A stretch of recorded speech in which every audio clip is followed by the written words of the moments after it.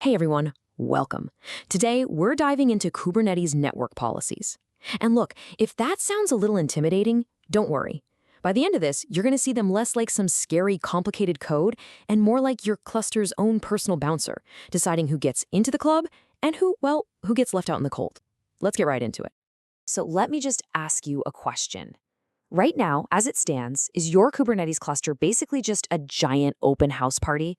You know the kind where anyone can just wander into any room, no questions asked. And this is the wild part, right out of the box, that's exactly what you've got. And this is the one thing you've absolutely got to get. By default, Kubernetes networking is a complete free-for-all. Every single pod can send traffic to every other pod. Doesn't matter what namespace they're in, doesn't matter what they do. From a security point of view, yeah, that's not great at all. Okay, so check this out. This really breaks it down. On the left, you've got the default open house. No walls, no doors, no locks. If one pod gets compromised, an attacker can just waltz around your whole cluster and potentially get to everything. But on the right, that's the VIP lounge. This is what you get with network policies. All traffic is blocked by default. A breach in one app stays in that app. I mean, we're talking night and day here. All right, so how do we go from that chaotic open house party to a secure, exclusive VIP lounge? Simple. We hire a bouncer. And in the world of Kubernetes, that bouncer, our security guard at the door, is the network policy resource. So what is a network policy? Well, it's pretty much what it sounds like. It's a list of rules that controls how your pods are allowed to talk to each other. Think of it as the bouncer's clipboard. It's got the guest list, the rules of the club, all rolled into one tidy little package. Okay, lean in for this one because this is the most important thing you need to understand. The second you apply even one tiny little network policy to a pod, the entire security model just flips on its head. You go from a default allow world to a default deny world. It's like telling your bouncer, hey, from now on, nobody gets in unless their name is specifically on this list. No exceptions. Right, so we've got our bouncer. Awesome. But, a bouncer with no instructions is pretty useless, right? They need to know who to let in and who to turn away. So let's look at how we actually write that rulebook for them using the different parts of a network policy. First things first, the pod selector. Think of this as the very first thing you tell your bouncer. Hey, I need you to go stand guard at this specific door. You use labels to point them to the right pod or group of pods. If you don't give them a pod selector, they're just going to be standing around pretty much useless.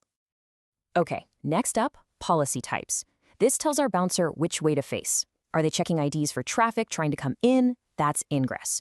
Or are they making sure no one's sneaking out with the silverware? That's egress. You can have them watch one direction or both. It gives you total control. All right, now for the fun part, the guest list. For incoming traffic, we use an ingress rule, and inside that, a from section. This is literally where you write down who's allowed to get past the velvet rope. You can say only pods with this label, or only pods from this entire namespace, or even only traffic coming from these specific IP addresses. If you're not on the list, you're not getting in. Simple as that. And you know what? We can get even more specific.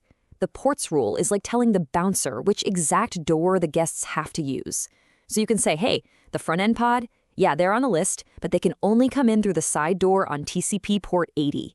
It just adds another awesome layer of security. Okay, theory's cool and all, but let's see this bouncer in action. Let's walk through a super common, real-world example so you can see how all these pieces fit together. So here's the mission, should you choose to accept it. We've got a front-end app and a back-end app. We want to make sure the front end can talk to the back end, but that's it. Absolutely nothing else should be able to get to that back-end pod. Step 1, we tell the bouncer where to go. We whip up our network policy, and right at the top, we use pod selector to point him to the right spot.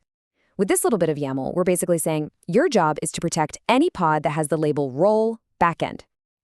Step 2, give him the guest list. We add an ingress rule, and right inside that from block, we get specific. We say, look, the only pods allowed to connect are the ones with the label role frontend. That's it. That's the whole list. And for the final touch, step 3, we tell them which door to use. We add a ports rule. So not only is our front-end pod on the guest list, they also know the secret password, which in this case is use TCP port 80. And boom, it just works. The bouncer checks their list, sees the front-end pod's name, confirms they're using the right door, and lets the connection right through. Access granted. But what about, I don't know, some random database pod that tries to connect? Or a monitoring tool? Or a pod from a totally different namespace? Well, since they're not on our special from list, they're all denied, blocked.